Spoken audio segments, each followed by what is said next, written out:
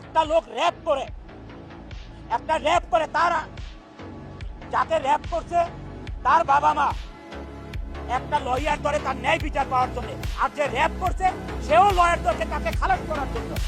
ওই লয়ারদের মা বাবা নাই, ওই লয়ারদের বোন নাই, ওই লয়ারদের বউ নাই, তার মেয়ে নাই, ওই লয়ারদের কোনো সন্তান নাই। একটা র্যাপিস্টকে বাঁচানোর জন্য তার পিছনে দাঁড়াইতে হবে কেন? ভাত পাবেন না, ভাত খাওয়ার কোনো কিছু নাই আপনার, কেন তাকে বাঁচাইতে হবে আপনার?